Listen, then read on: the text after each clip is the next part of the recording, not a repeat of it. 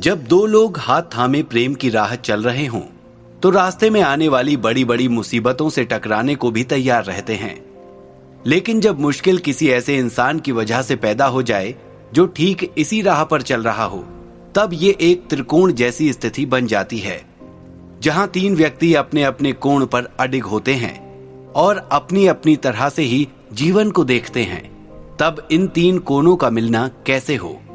अधीश और अमृत प्रेम में ऐसे डूबे कि ये भूल ही बैठे कि माधवी अब भी तीनों के बीच मौजूद है। अब जब सारी बात स्पष्ट हो ही रही है तो क्या वे दोनों अब भी उसे बीच में रहने देंगे या कोई एक अपने कदम पीछे खींच लेगा? देवयानी को अपने सामने खड़ी देख अधीश सच में घबरा गया था। अमृत सर झुकाए अधीश के बगल में आकर खड़ी हो गई। देवयानी ने एक बार फिर पूछा, बोलो अधीश, मैं यहां क्यों नहीं आ सकती? अधीश फिर कुछ नहीं बोला। अब जाओ यहां से, सुबह होने वाली है और कल से तुम दोनों को ही यहां नहीं आना है, देवयानी ने कहा तो अधीश ने अमृत की ओर देखा। अमृत अब भी अपराधी की तरह सर झुकाए खड़ी थी। यह अमृत के जीवन में पहली बार था जब वो शर्म, डर और संकोच से जमीन में गढ़ी जा रही थी। उसे लग रहा था धरती फट जाए और वो उसमें समा जाए। तभी देवयानी प्यार से बोली, अमृत तो मेरे साथ चलो। अधीश चुपचाप वहां से चला गया। थोड़ी देर बाद ही देवयानी अमृत को लेकर महल वापस आ गई। अपने कमरे में जाने से पहले उसने दोनों से कहा, एक बार माधवी के बारे में भी सोच लेना चाहिए था। कोई कुछ नहीं बोला। अमृत तो कल से माधवी के ही बारे में सोच रही थी। अधीश ने कहा जरूर था कि उनकी शादी बचपन में तय हुई थी, लेकिन माधवी कल जिस तरह शर्मा रही थी उसे देखकर कोई भी समझ सकता था कि वो गले तक प्रेम में डूबी हुई है। माधवी का भोला चेहरा अमृत की आंखों के आगे से हट ही नहीं रहा था। दोपहर में विश्वा और माधव देव अचानक ही प्रकाश नगर आ गए। अपने पिताजी को वापस आया देख माधवी खुशी से झूम उठी। वो परसों से जिस बात को सोचकर खुश हो रही थी, आखिरकार वो सच हो गई। माधवी को पूरा विश्वास था कि अब जल्दी ही उसका विवाह हो जाएगा। वो जल्दी से जल्दी ये समाचार सुनना चाहती थी। भागकर वो देवयानी और अमृत दोनों को बताई कि उसके पिताजी वापस आ गए हैं। यूं अचानक? देवयानी ने पूछा। उसके माथे पर बल आ गया और वो किसी सोच में पड़ गई। बलदेव काका, वासुदेव जी और रघुराम जी को बुलाइए और सुवीर को भी आने को कहिए, विश्वा ने बलदेव से कहा। जी सरकार, अभी बुलाता हूं, बलदेव ने कहा और थोड़ी ही देर में वासुदेव और रघुराम आते हुए दिखाई दिए। वे दोनों बाहर बड़े कक्ष में ही बैठकर विश्वा का इंतजार करने लगे। थोड़ी ही देर में सुवीर भी आ गया। बलदेव ने विश्वा को सूचना दी, सरकार, सभी बाहर आपका इंतजार कर रहे हैं। आता हूं, विश्वा ने कहा और थोड़ी ही देर में माधव देव के साथ बड़े कमरे में आ गए। देवयानी और अधीश को भी विश्वा ने बुला लिया। माधवी एक दीवार के पीछे सांस रोके खड़ी थी। वो अपने विवाह के बारे में जानने को बहुत उत्सुक थी, लेकिन यहां पर रघुराम और सुवीर को क्यों बुलाया गया है? उसने सोचा।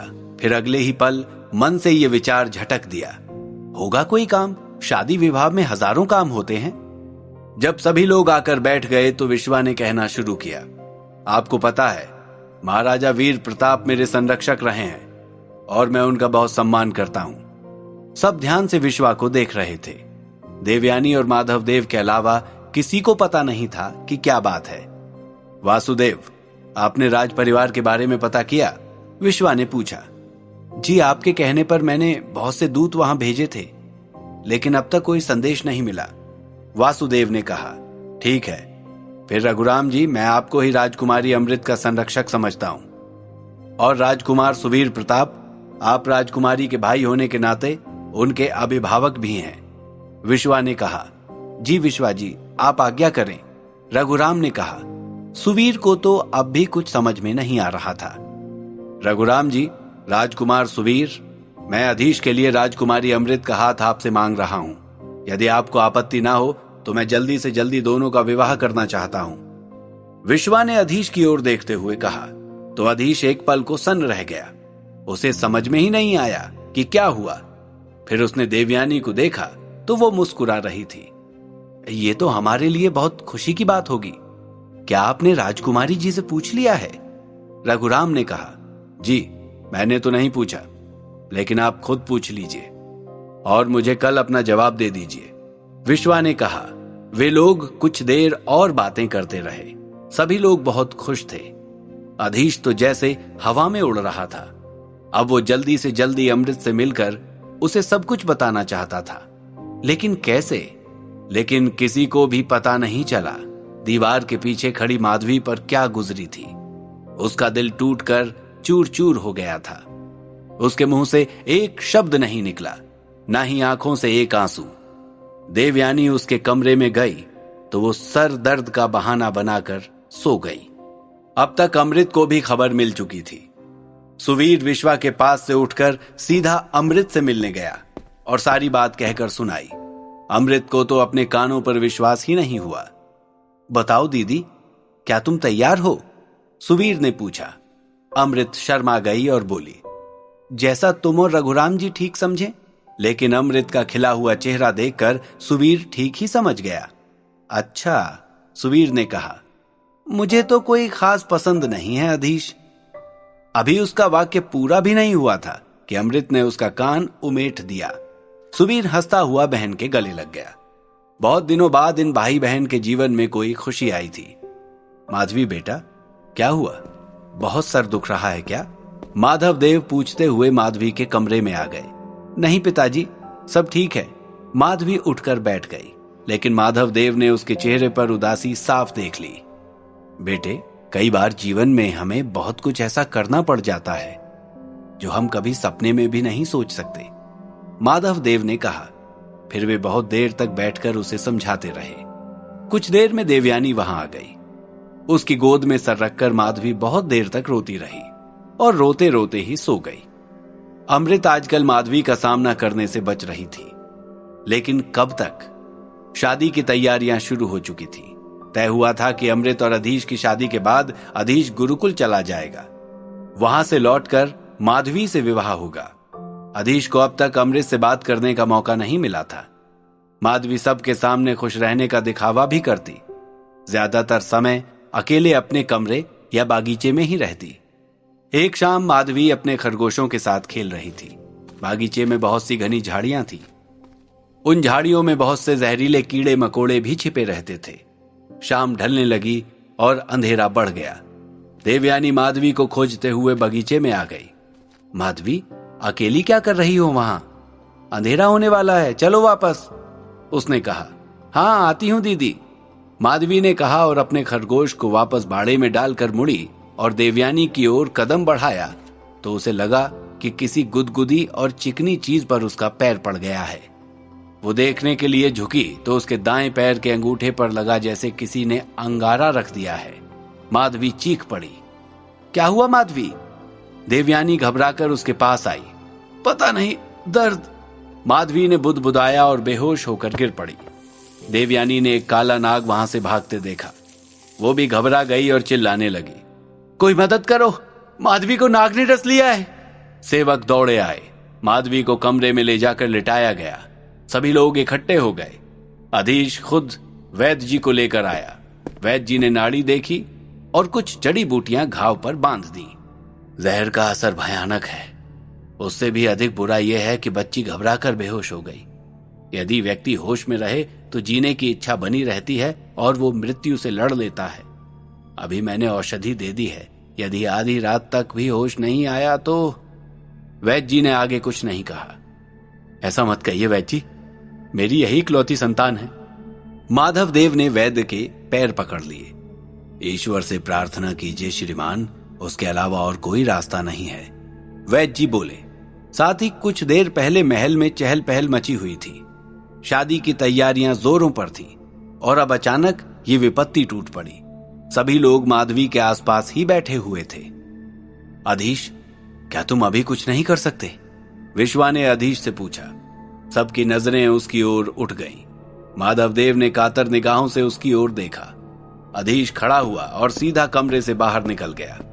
वहां से निकलकर अधीश आचार्य कश्यप के घर गया और उनको पूरी बात बताई। बात तो वास्तव में चिंताजनक है, फिर भी कोशिश करनी चाहिए। मेरा एक मित्र है, चंडी प्रसाद, वैद्य है लेकिन तांत्रिक भी है।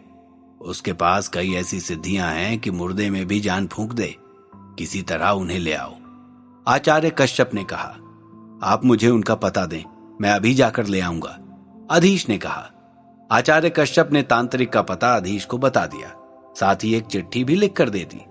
मधुप को साथ लेकर अधीश नगर के बाहर निकल गया।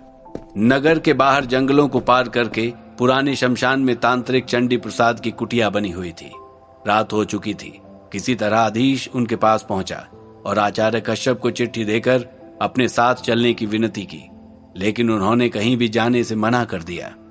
किसी के जीवन का प्रश्न है श्रीमान, मैं स्वयं आपको वापस पहुंचा जाऊंगा और जो भी सेवा आप कहेंगे मैं करूंगा, लेकिन आप बस जल्दी मेरे साथ चलिए। अधीश ने कहा, तुम्हें कश्यप ने भेजा है, केवल इसीलिए तुम्हारे साथ चल रहा हूं, वरना मैं अपनी कुटिया छोड़कर कहीं नहीं जाता। चंडी प्रसाद बोले और साथ चलने को तैयार हो गए। जब तक अधीश चंडी प्रसाद को लेकर वापस लौटा, रात आधी बीत चुकी थी। माधवी को अब भी होश नहीं आया था। वैद्य जी ने उम्मीद छोड़ दी थी। महल में मातम छा गया, सबकी आंखों में आंसू थे। माधवी का अंतिम समय जानकर उसे नीचे लिटा दिया गया था। माधव देव और उनकी पत्नी का रो रो कर बुरा हाल था। सिर्फ अमृत थी जो चुपचाप बैठी थी। वो जैसे सुन्न पड़ गई थी, बस एक टक माधवी को ताक रही थी। मैं ही दोषी हूं इस मासूम लड़की की मृत्यु के लिए, अमृत बार बार खुद से यही कह रही थी। देवयानी माधवी के सिरहाने उसका हाथ थामे बैठी थी। तभी अधीश ने प्रवेश किया। कहां चले गए थे तुम? विश्वा ने गरज कर पूछा। मैं चंडी प्रसाद जी को लेने गया था, अधीश ने कहा। इतने में चंडी प्रसाद खुद ही माधवी के पास जाकर बैठ गए और उसकी नाड़ी देखने लगे। अधीश ने विश्वा को पूरी बात बताई। उसकी बात सुनकर फिर से सबकी उम्मीद जाग उठी। वैद्य जी ने कहा, अब चंडी प्रसाद जी आ गए हैं, अब डरने की कोई बात ही नहीं है। उधर चंडी प्रसाद जी न जाने कितनी देर तक आंखें बंद किए माधवी की नाड़ी देखते रहे। नाड़ी डूब रही है, मृत्यु तेजी से आगे बढ़ रही है, लेकिन तांत्रिक चंडी प्रसाद ने कहा। लेकिन क्या श्रीमान? अधीश ने पूछा। वो बहुत अधिक घबराया हुआ था। लेकिन अब भी बच्ची को बचाया जा सकता है, उन्होंने कहा। आप जो कहेंगे हम करेंगे श्रीमान, विश्वा ने हाथ जोड़कर कहा। यदि कोई अपनी मर्जी से अपनी प्राण शक्ति इसे दे दे तो इसकी जान बचाई जा सकती है, उन्होंने कहा। प्राण शक्ति? वो कैसे? अधीश ने पूछा। कोई भी व्यक्ति जिसकी बहुत सी आयु अभी शेष हो, चाहे तो अपनी प्राण शक्ति इसे दे सकता है, लेकिन इससे प्राण शक्ति देने वाले के प्राणों को खतरा हो सकता है, उन्होंने आगे कहा। आप मेरी प्राण शक्ति मेरी बच्ची को दे दीजिए, माधव देव ने कहा। आपकी उम्र काफी अधिक है और माता पिता तो वैसे भी पहले ही अपनी प्राण शक्ति अपने बच्चे में डाल चुके होते हैं, चंडी प्रसाद ने कहा। आप मेरी प्राण शक्ति ले लीजिए, भले ही मेरे प्राण चले जाएं, आप माधवी को बचा लीजिए, अमृत बीच में बोल पड़ी। सब चौंक कर उसकी ओर देखने लगे। ठीक है बेटा, जैसी तुम्हारी इच्छा, तांत्रिक चंडी प्रसाद बोले और विधि की तैयारी करने लगे। उन्होंने माधवी के माता पिता के अलावा सभी लोगों को कमरे से बाहर चले जाने के लिए कहा। बेटी तुम ऐसा मत करो, यदि तुम्हें कुछ हो गया तो, माधव देव अमृत से बोले। माधवी मेरी छोटी बहन जैसी है, मैं अपने पिता के लिए कुछ न कर सकी, लेकिन आज फिर मौका मिला है, आप बिल्कुल दुखी मत हो, अमृत ने माधव देव से कहा। तो माधव देव ने अमृत को गले लगा दिया। श्रीमान आप विधि शुरू करें, अमृत ने कहा। तांत्रिक चंडी प्रसाद सारी रात पूजा पाठ करते रहे। अमृत को माधवी के बगल में लिटा दिया गया। सूर्य उदय होते ही उनकी विधि समाप्त हो गई। सूरज की पहली किरण ने जैसे ही कमरे में प्रवेश किया, माधवी ने धीरे से आंखें खोल दी। महल में खुशी की लहर दौड़ गई। अमृत आंखें खोलो बच्ची, विश्वा ने अमृत के पास जाकर कहा, लेकिन उसने आंखें नहीं खोली। अमृत, अमृत, अधीश अपने पिता के सामने ही अमृत के सिरहाने जाकर बैठ गया और उसे जगाने लगा। अमृत, अमृत, अधीश चीख कर रो पड़ा, लेकिन अमृत गहरी बेहोशी में डूब चुकी थी। क्या अमृत कभी इस बेहोशी को तोड़कर अधीश के पास वापस आएगी, या उसने अपने छोटे से अपराध का मूल्य अपने प्राण देकर ही चुका दिया है? क्या अधीश उसकी मृत्यु का आघात सहन कर पाएगा? जानने के लिए सुनते रहिए द मैजिशियंस सीक्रेट, सिर्फ और सिर्फ पॉकेट FM पर।